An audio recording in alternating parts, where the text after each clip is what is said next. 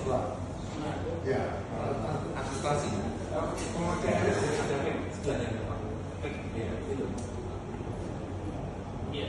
Ya, karena kita mengenal administrasi. Bapak sudah pakai mic. Oh iya.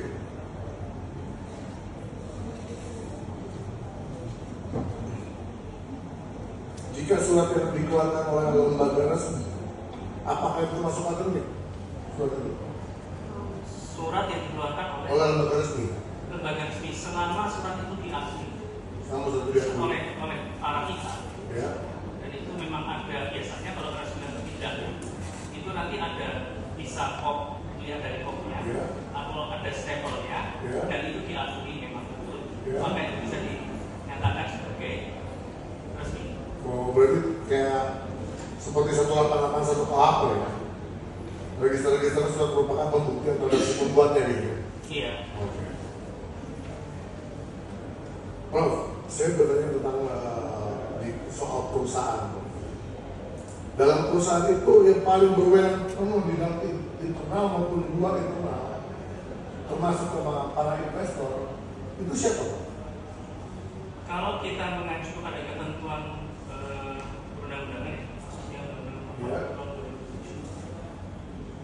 ada satu organ yang disebut organ direksi yang mewakili kepentingan perusahaan dalam hubungan dengan para pihak ketiga, Ya. baik kepentingan berkaitan dengan kepentingan bisnis di dalam dan di luar pengadilan. Misalkan dalam keadaan khusus, Prof. Dalam keadaan khusus ini, investor atau customer tidak menginginkan dengan berhubungan dengan direksi ini. Dalam keadaan khusus saja, misalkan. Tapi dia mau berhubungan dengan yang lain. Apakah secara misalkan komisaris? Apakah secara otomatis dia berhubungan dengan komisaris? Setahu saya, sepengetahuan saya, kalau kita mengacu pada ketentuan perundang-undangan, karena semua diketentukan di pasal 97, Ya. di pasal 1 misalnya, direksi yang memiliki kewenangan dalam pengurusan perseroan dan dalam mewakili kepentingan perusahaan perseroan dalam berhubungan dengan pihak ketiga atau pihak manapun, ya. Ya. Maka yang dihubungi, yang dilakukan hubungan itu adalah direktur perseroan. Jadi maksud Prof, maksud ahli, sangatlah tidak mungkin untuk berhubungan dengan pihak lain seperti komisaris dalam menjalankan kewenangan perusahaan. Kalau berkaitan dengan komisaris, kewenangan komisaris itu berkaitan dengan fungsi pengawasan. Nah, itu di undang-undang itu, komisaris memiliki fungsi pengawasan yang mengawasi jalannya perseroan yang dilakukan oleh Dewan Direksi. Tapi apakah mungkin bisa berhubungan antara customer atau pihak ketiga terhadap komisaris itu? Selama direktur hadir, selama direktur itu ada, maka direktur. Kalau selama itu Anda harus direktur, Harus direktur. wajib ya. Iya, karena ketentuan di undang-undang itu pasal 1 itu. Prof, saya juga ingin bertanya tentang apa awal prestasi. Awal prestasi itu termasuk orang yang tidak termasuk yang tidak menjalankan perjanjian. Apakah seperti itu?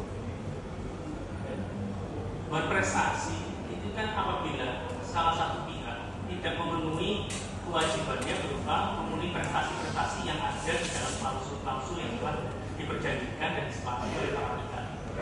Jika ada salah satu pihak yang terikat dalam sebuah perjanjian dan dia tidak memenuhi kewajiban, ya dia bisa dinyatakan melakukan prestasi kalau dianggap merugikan pihak yang lain, para pihaknya. Saya pernah analogi agak mudah-mudahan gitu. Misalkan gini, dalam kontrak itu investor mau berkewajiban membayar 10M, ternyata hanya membayar 5M, dan tidak pernah ada penambahan, tidak pernah ada koordinasi. Apakah itu termasuk koordinasi itu? Kalau memenuhi batas yang diperjanjikan, artinya yang disepakati katakanlah X rupiah, dia membayar Y rupiah, ya. Dan perjanjian itu berlangsung terus misalnya Tidak pernah berubah. tidak ada perubahan, Tidak ada perubahan. berlangsung terus. Iya. Ya berarti ya perjanjian itu ya berjalan. Tetap jalan saja gitu. Iya. Belum memenuhi unsur prestasi. Nah, ada nggak ketentuan pasal apa? Ada nggak di dalam kontraknya itu tentang syarat-syarat pembatalan perjanjian? Tidak ada. Misalnya perjanjian ini dinyatakan atas mengesampingkan ketentuan pasal 1266 dan Tidak ada. 1267 misalnya. Tidak ada. Ya itu jalan. Pertanyaannya yang lain, apakah ada gugatan ke pengadilan tidak sebelumnya bahwa ada pihak yang dirugikan karena menganggap ada imbal prestasi dari salah satu pihak? Ada nggak? Sampai saat ini belum ada. Ya berjalan. Tetap berjalan. Berjalan. Apabila ada gugatan pengadilan berarti berhenti.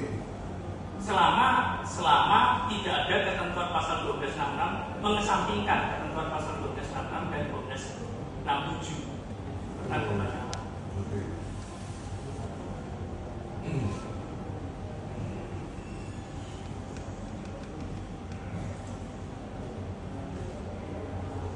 Misalkan Pak, saya pernah bicara tentang surat tanda.